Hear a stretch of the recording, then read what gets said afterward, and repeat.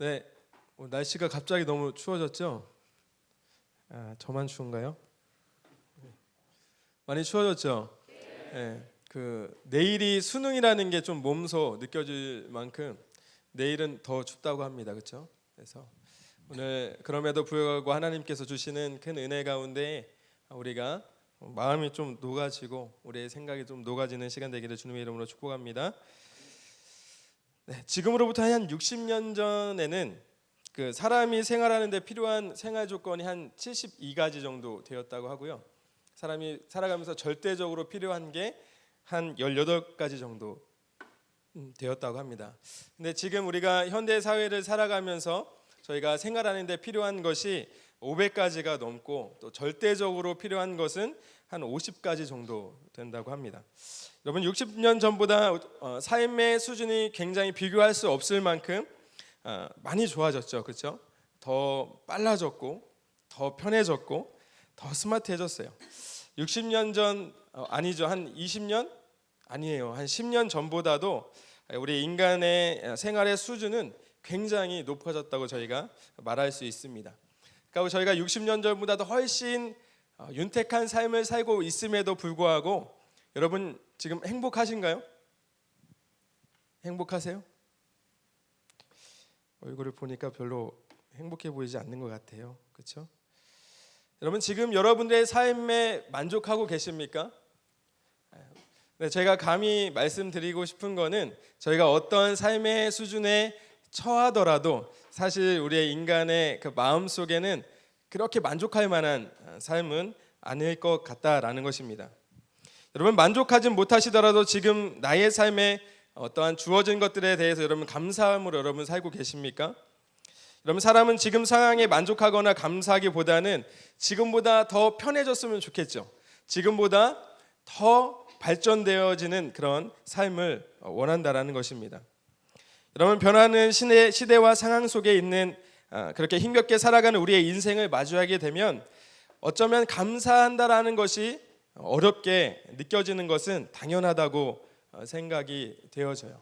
그러나 여러분 진리는 무엇입니까? 시간이 지나고 상황이 변하고 또 여러 가지 상황과 환경들이 변함에 따라 변하는 것이 아니라 여러분 영원토록 변하지 않는 것, 그것이 진리 아니겠습니까? 저는 오늘 본문 말씀을 통해서 급변하는 시대 가운데 살고 있는 저와 여러분들이 어떻게 하면 변함없이 감사할 수 있는 삶을 살 수 있는가에 대해서 말씀을 좀 나눠보려고 합니다.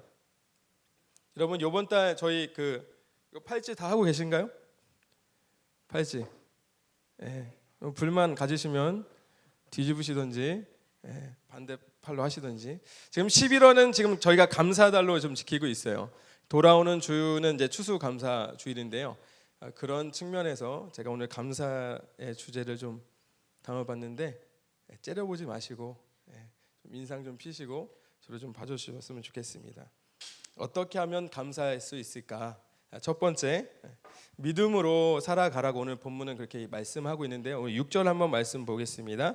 6절 말씀 같이 읽어볼까요? 시작.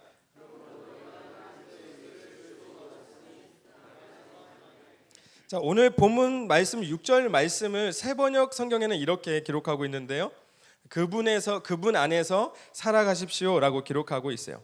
여기서 살아가다라고 하는 이 헬라어 단어를 보니까 걷다, 두루 돌아다니다라는 의미를 가지고 있습니다. 특히 골로새서 저자인 이 바울이 살다라고 하는 이 헬라어 단어를 딱 두 가지 경우에만 사용을 하는데, 첫 번째는 이방인들의 삶을, 세속적인 삶을 살 때에 사용했고, 두 번째는 그리스도인들이 그리스도인다운 삶을 살 때 사용했어요. 딱 두 가지 경우에만 이 살다라는 단어를 사용했습니다. 결론적으로 바울은 예수 안에서 살아라. 자, 예수와 함께 걷는, 예수와 함께 동행하는 삶을 살아가라고 오늘 이 골로새서 교인들에게 권면하고 있는 장면이죠. 그렇다고 한다면 여러분 예수 안에서 산다는 것, 예수와 함께 행동한다는 것, 같이 동행한다라는 것은 어떤 의미가 있을까라는 것입니다. 제가 지금은 청년들 사역을 하고 있는데요. 그 전에는 이제 청소년 사역만 쭉 해왔어요. 청소년 사역을 하면서 제가 청소년 사역을 하면서 도대체 이해하지가 않는, 지금도 이해하지 못하는 그 한 가지 행동들이 있습니다. 청소년들의 행동이 있는데요. 그 중에 어떤 행동이냐면 우리 젊은 그 여학생들, 우리 젊은 여자 청년들이 꼭 화장실을 같이 가더라고요. 그렇죠? 수업 시간에도 화장실을 같이 가고 쉬는 시간에도 화장실을 같이 가요.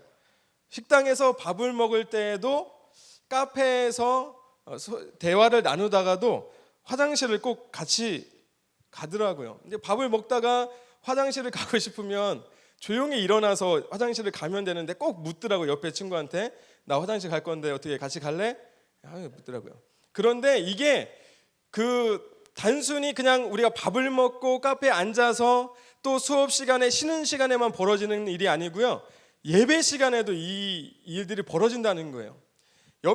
가만히 옆에 앉아서 그 친구가 예배를 잘 드리고 있는데 화장실에 가고 싶으면 화장실 혼자 가면 되잖아요. 잠시 갔다 오면 되는데 꼭 옆에 예배 잘 드리고 있는 그 친구한테 나 화장실 갈 건데 같이 갈래? 그래서 꼭 데려가요. 근데 이상한 것은 가면은 잘 안 오죠. 오지 않습니다. 뭘 하는지 저는 이해를 못했어요.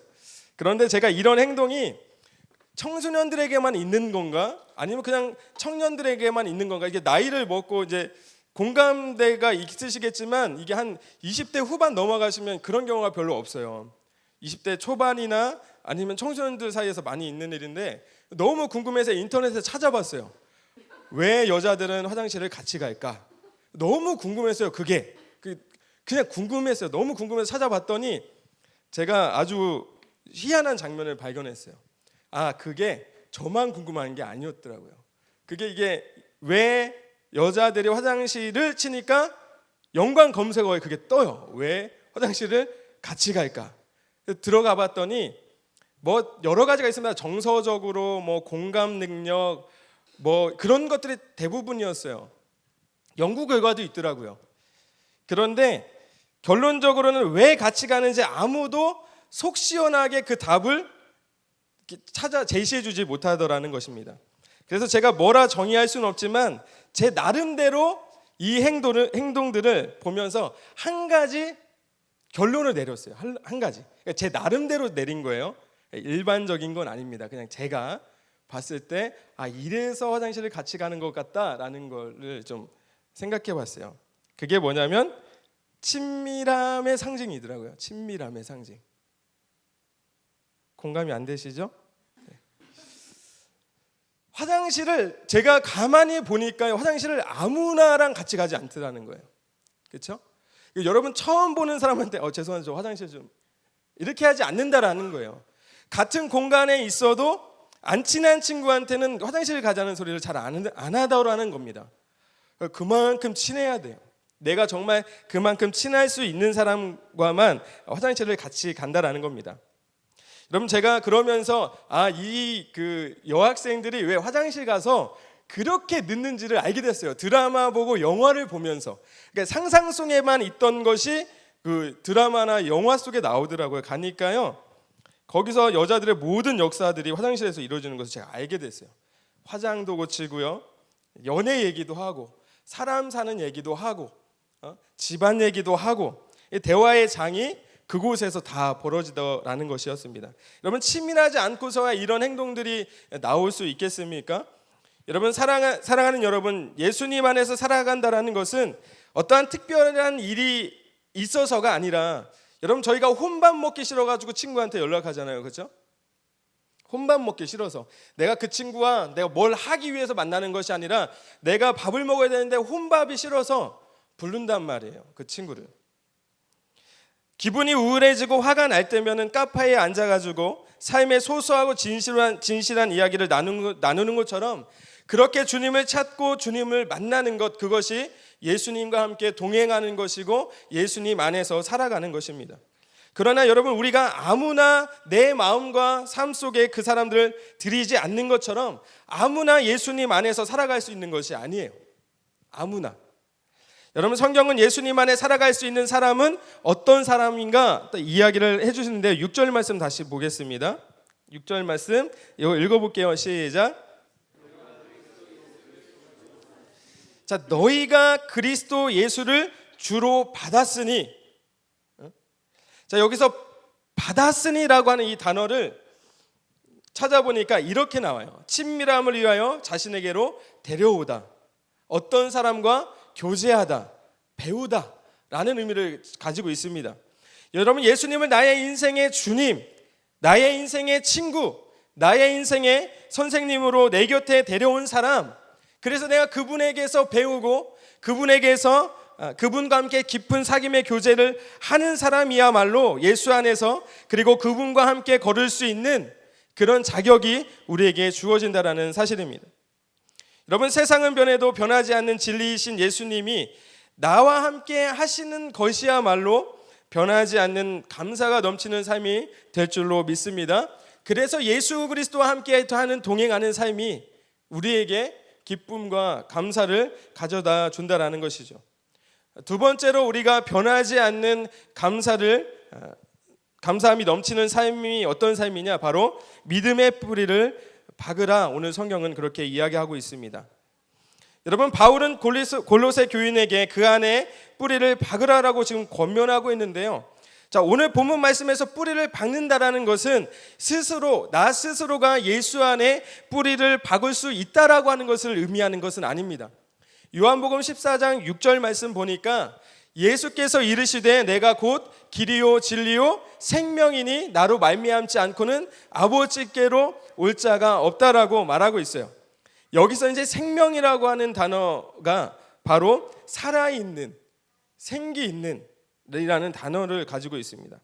그러니까 여러분, 생명 그 자체이신 생명의 근원이신 예수 안에 있다면, 여러분, 예수 안에 있는 그 생명이 우리를 예수 그리스도 안에서 흔들림 없이 살아갈 수 있도록 뿌리를 내리게 해준다는 것을 의미하는 거예요.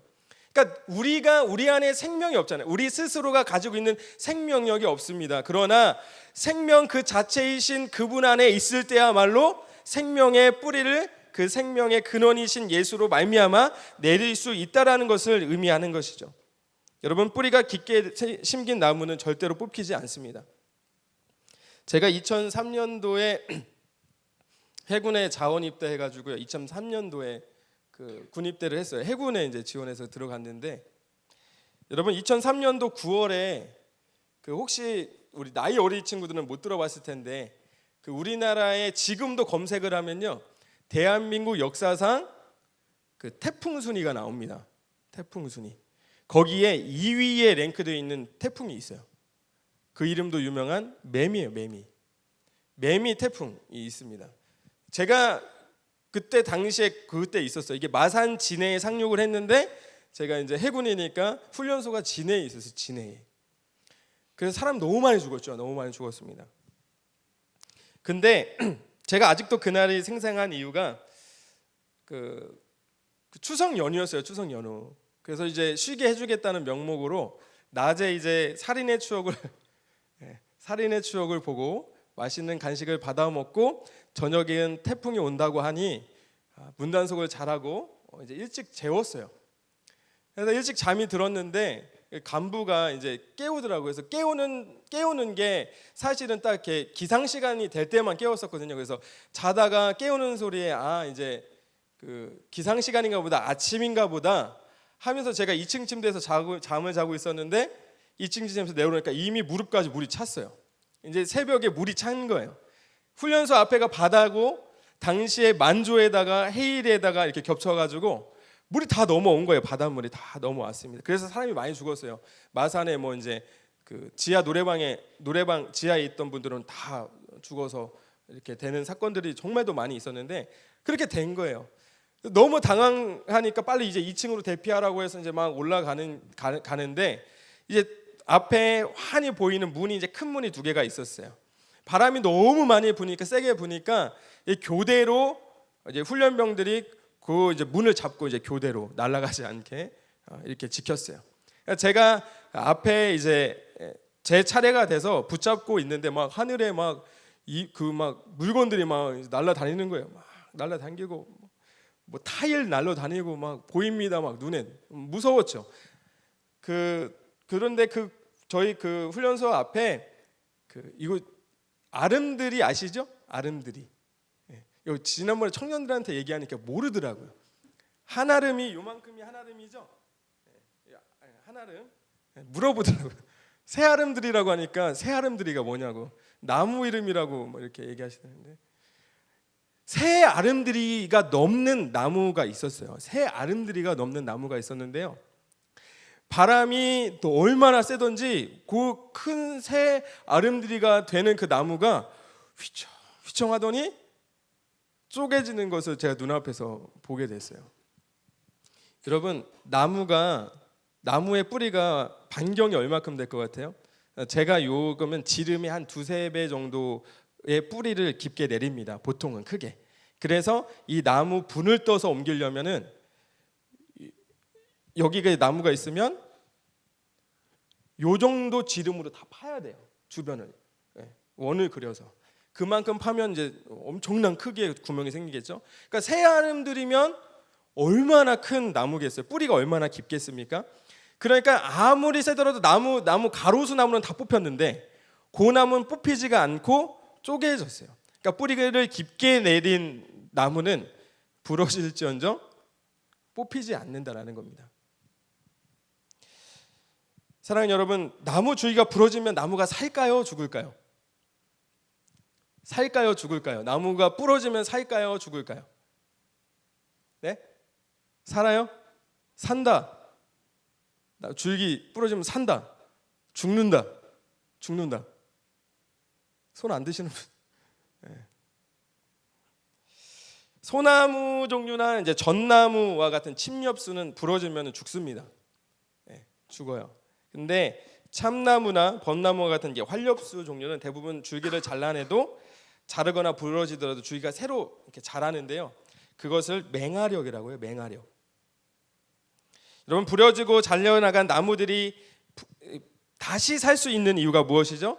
바로 뿌리가 깊게 박혀 있고, 그리고 뿌리가 살아 있기 때문에 뿌리를 통해서 계속해서 영양분이 공급이 되면 나무가 다시 살아납니다. 사랑하는 여러분, 우리는 우리 스스로가 뿌리를 내릴 수 없죠. 아까 이야기했던 것처럼 우리 스스로가 뿌리를 내릴 수가 없습니다. 왜 그런고 하니 우리는 생명력을 지니지 않았기 때문에 그래요. 예수 안에서 살아가며 그분과 함께 걸을 때 예수 안에 있는 생명의 근원이 우리 생명의 그리고 믿음의 뿌리를 내릴 수 있다는 것을 오늘 이야기해 주는 것입니다. 그리고 그 뿌리들이 하나님의 말씀과 사랑으로 더욱 성장할 수 있는 영양분을 제공을 하는 거예요. 여러분, 우리가 예수 안에 살아가면서 우리가 믿음의 뿌리를 조금 내렸어요. 여러분, 내렸으면은 그것으로 끝나나요? 뿌리가 내린 걸로 끝납니까?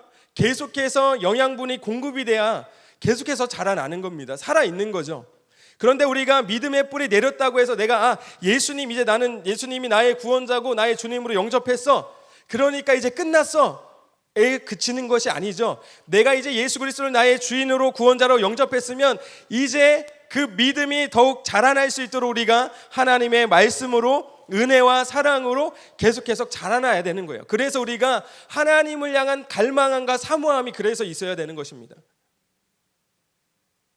마지막으로 오늘 성경이 우리에게 이야기해 주는 우리가 변하지 않는 감사함은 어떻게 주어지는가? 바로 믿음의 기초 위에 집을 세우는 것입니다.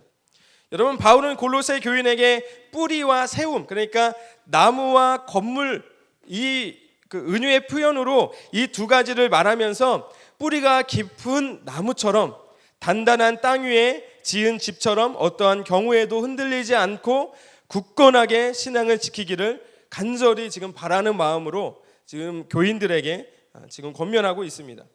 여러분, 성경은 흔들리지 않는 집을 세우기 위해서 교훈을 받은 대로 건물을 세우라, 지금 이렇게 얘기하고 있어요. 이 교훈이라는 걸 찾아보니까 가르치다라고 하는 디다스코라고 하는 헬라어를 사용해요. 그러니까 지금 바울이 고로새 교인들에게 너희들이 가르침을 받은 대로 그 위에 세우라라고 지금 말하고 있는 것이죠. 그럼 어떤 것을 가르쳤을까? 어떤 것을 가르쳤을까? 그리고 교인들은 어떤 것을 배웠을까라는 겁니다.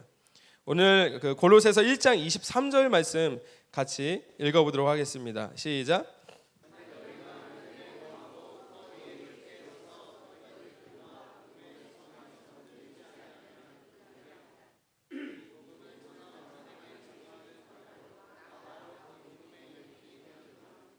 자, 너희 들은 바 복음의 소망에 흔들리지 아니하면, 그리고 이 복음은 천하 만민에게 전파된 바요, 나 바울이 이 복음의 일꾼으로 부름을 받았다라고 이야기하고 있습니다. 그러면서 25절에 내가 교회의 일꾼 된 것은 하나님이 너희를 위하여 내게 주신 직분을 따라 무엇을 이루려고? 하나님의 말씀을 이루려고 자기를 불렀다라는 거예요. 그러면서 26절, 27절 말씀 같이 읽겠습니다. 시작. 이제는 그의 성도들에게 나타났고 이 비밀은 너희 안에 계신 그리스도시니 곧 영광의 소망이니라. 아멘. 여러분, 이 비밀은 하나님의 말씀을 이루려고 나를 부르셨는데 이 비밀은 원래는 감추어져 있었지만 이제 성도들에게 나타난 것이다. 그러면서 이 비밀을 뭐라고 이야기합니까? 예수 그리스도다. 예수 그리스도다. 여러분, 사도 바울이 골로새 교회 교인들에게 가르쳤던 것은 바로 예수 그리스도에 대한 복음이었어요. 예수 그리스도의 복음이었단 말입니다. 그 복음의 내용이 1장 13절부터 23절인데 너무 길어요. 그래서 제가 축약해서 말씀을 드리자면 이런 내용이었습니다. 그가, 하나님이 우리를 흑암의 권세에서 건져내사 그의 사랑의 아들의 나라로 옮기셨으니 그 아들 안에서 우리가 속량 곧 죄사함을 얻었도다. 그는 보이지 아니하는 하나님의 형상이며 모든 피조물보다 먼저 계신 분이시고 십자가의 피로 화평을 이루시고 하나님과 인간을 하나 되게 하시고 그것으로 말미암아, 십자가로 말미암아 우리를 거룩하고 흠없고 책망할 것이 없는 자로 하나님 앞에 세우려 하셨다. 이것이 바울이 골로새 교인들에게 가르쳤던 내용이에요. 복음의 내용입니다. 그런데 이 가르침을 우리가 받았는데 우리가 흔들림 없는 믿음으로 이 복음을 가지고 살아간다면 우리가 먼 훗날 하나님 앞에 섰을 때 거룩하고 흠이 없고 책망할 것이 없는 자로 하나님 앞에 설 수 있다. 그러니까 그 복음 위에 너희들이 믿음의 집을 세워라. 지금 그것을 이야기하는 것입니다. 여러분, 집을 튼튼하게 짓기 위해서는 뭐가 튼튼해야 됩니까? 튼튼한 집을 짓기 위해서는 뭐가 튼튼해야 돼요? 기초가 튼튼해야 되죠. 아무리 집을 튼튼하게 세워도 여러분 모래 위에 집 지으면 어떻게 됩니까? 무너지고 마는 거예요. 그래서 기초를 단단하게 세워야 되는 것입니다. 여러분, 우리의 믿음의 기초는 무엇입니까? 우리의 믿음의 기초는 무엇이죠? 예수 그리스도. 아멘이십니까? 여러분, 우리의 믿음의 기초는 예수 그리스도예요. 여러분, 건축자들이 아무 쓸모없다고 여기고 버린 돌이 집의 가장 중요한 기초가 되는 모퉁이 돌이 되었는데 그분이 바로 예수 그리스도이시고 그분 없이는 우리는 결탄코 믿음의 집을 지을 수 없다라는 사실입니다. 여러분, 그래서 예수님이 우리의 믿음과 신앙의 처음이고 마지막인 거예요. 여러분, 우리의 믿음과 신앙의 예수 그리스도를 빼놓고 논할 수 있겠습니까? 없죠. 우리가 믿는 바가 그건데, 그렇죠? 우리가 믿는 것이 예수인데 예수를 빼고는 우리의 믿음과 신앙을 설명할 수 없어요. 그리고 그 믿음이 만들어질 수도 세워질 수도 없다라는 사실입니다. 여러분, 어떠한 상황과 환경 속에서도 흔들리지 않는 집을 세우는 것은 바로 예수 그리스도의 복음 그리고 그분을 향한 그 믿음 위에 집을 짓는 것입니다. 아멘이십니까? 그런데 여러분, 믿음은 어떻게 생기느냐? 로마서 10장 17절에 이렇게 나오죠. 믿음은 들음에서 나며 들음은 무엇으로? 그리스도의 말씀으로 말미암는 거예요. 그러니까 우리가 믿음이 생겼다고 여기서 멈추면 우리의 믿음과 우리의 신앙이 자랄 수 없죠. 집을 지을 수가 없어요.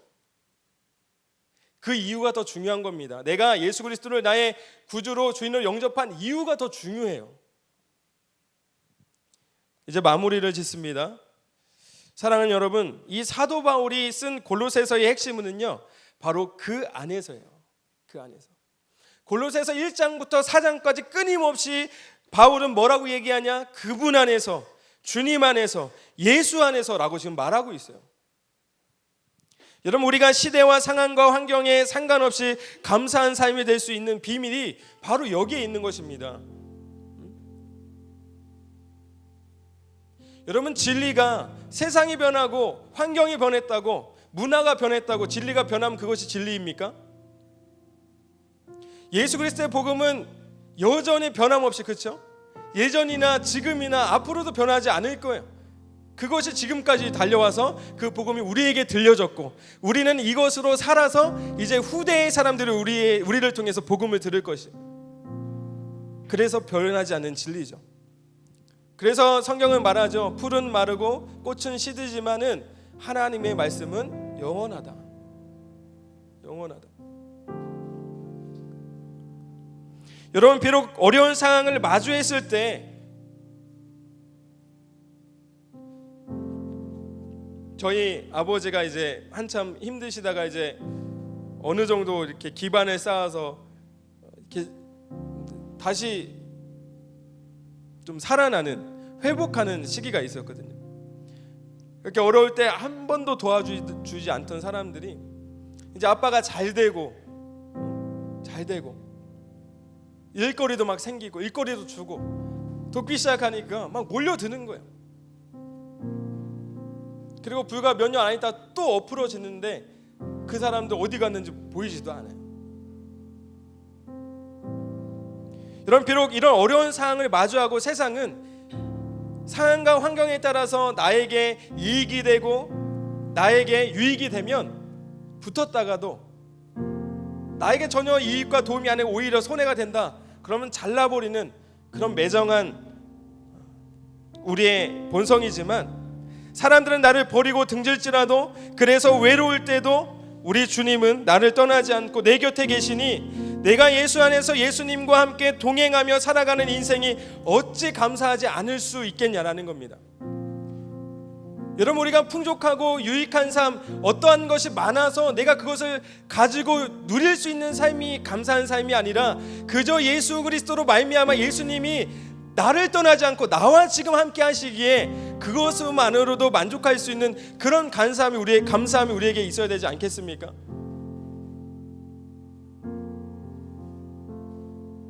나에게 매일 새로운 생명을 주시고 나의 믿음의 이유가 되시는 그분 앞에 우리가 어찌 감사하지 않을 수 있겠어요? 제가 예전에 가르치던 제자가 있었는데요, 고3이었는데 이름이 성진이에요. 성진이. 그 친구가 제가 이미 부임해서 갔을 때는 그 혈액암을 앓고 있었어요. 투병하고 있었는데 괜찮다가 한 1년 반쯤 지났는데 어느 날부터 교회를 안 나오는 거예요. 그래서 어떤 일인가 연락을 해도 연락도 안 되고 문자도 안 보고 전화도 안 받고, 나중에 집을 찾아가니까 너무 급속도로 안 좋아가지고 시신경을 이제 그 암세포가 다 눌러가지고 앞이 안 보여서 못 나오는 거였어요. 전화도 못 받고 아무것도 못하는 상황이 온 거예요. 매주 토요일마다 신방했어요. 찾아갔어요.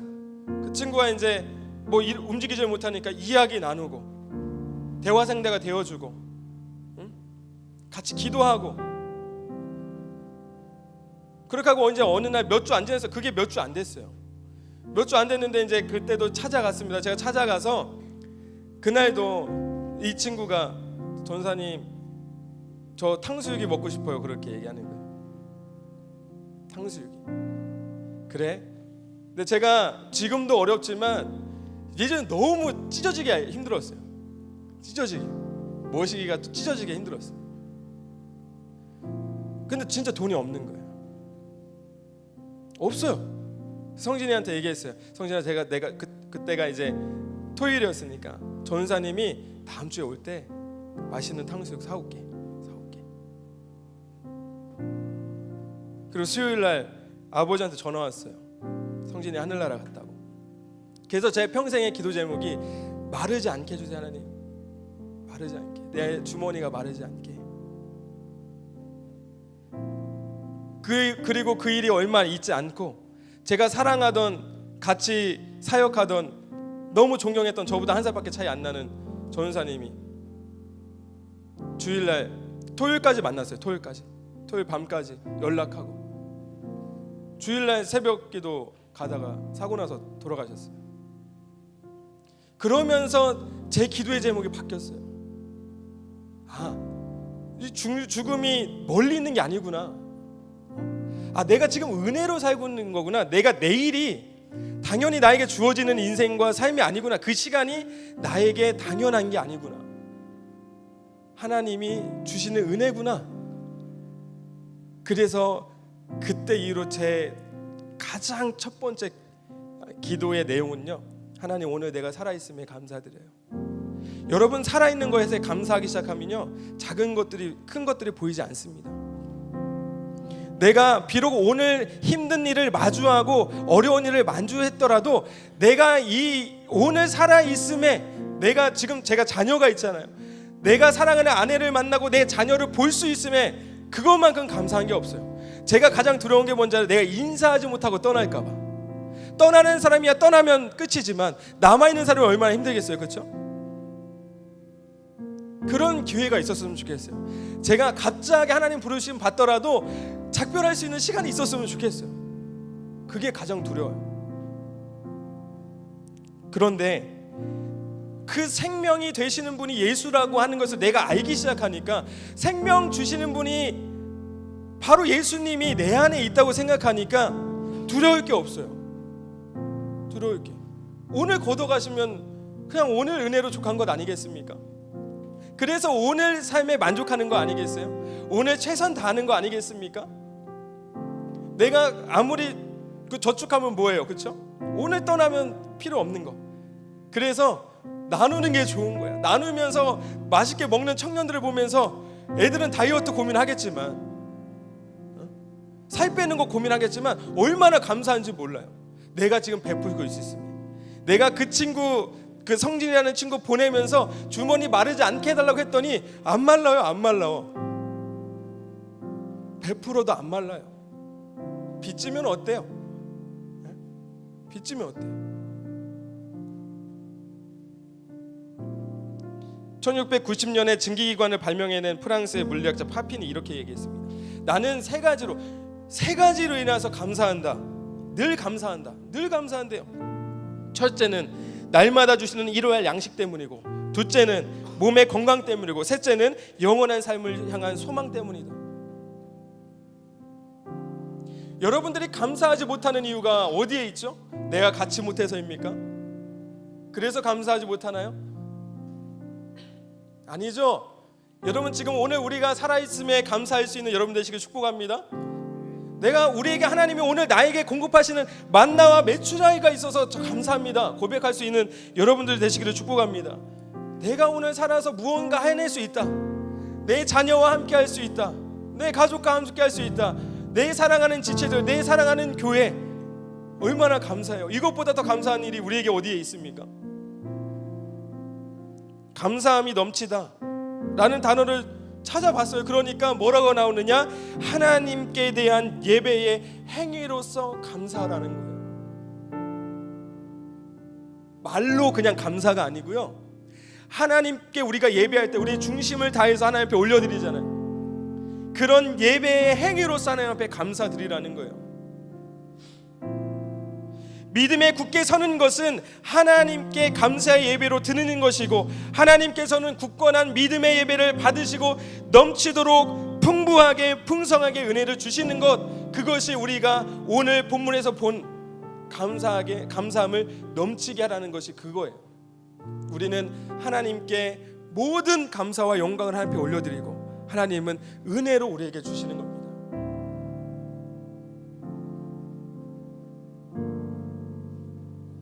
여러분, 내 스스로가 믿음이 좋다, 나 스스로가 믿음이 강하다 말할 수 없는 것은, 믿음은 우리에게서 생기는 것이 아니라 주님이 주시는 줄로 믿습니다. 믿음은 주님이 주시는 거예요. 내가 말씀 안에 곧 주님 안에 살아갈 때 주님 안에 있는 생명이 나의 믿음의 뿌리를 내리게 하고 말씀으로 믿음의 집을 튼튼히 세울 때, 여러분 우리가 어떠한 상황 속에서도 흔들림 없이 감사와 찬양과 영광을 올려드릴 수 있음을 기억하시고, 주님이 주시는 주님 안에서 변하지 않는 감사가 넘치는 저와 여러분 되시길 주님의 이름으로 축복합니다. 내가 주님과 오늘 함께, 주님이 내 안에 있다, 내가 주님과 함께 하고 있다. 여러분, 주님은 원하지만 우리는 주님을 찾지 않는 게 가장 큰 문제. 존 스토트 목사님이 이렇게 이야기하는 거예요. 인간이 하나님과 인간 사이의 가장 큰 문제는 인간이 하나님을 찾지 않는다는 겁니다. 하나님은 여태까지 우리를 찾아오셨는데 그 찾아오심의 정점에는 예수 그리스도가 이 땅 가운데 오신 성육신의 사건이 있는데도 불구하고 우리는 여전히 하나님 찾지 않는다. 왜 그러냐? 발견되지 않는 것, 찾지 않으면 하나님을 만나지 않을 것을 우리가 너무나도 잘 알고 있어요. 우리가 만나면 예수님이 우리 가운데 오시면 우리가 어떻게 변할지 우리 너무나도 잘 알고 있어요. 그래서 포기할 수 없어 찾지 않는 겁니다. 그게 우리의 솔직한 거예요. 그럼에도 불구하고 오늘 주님이 찾아오시는 주의 음성이 오늘 우리 가운데 들려주시기를 축복합니다.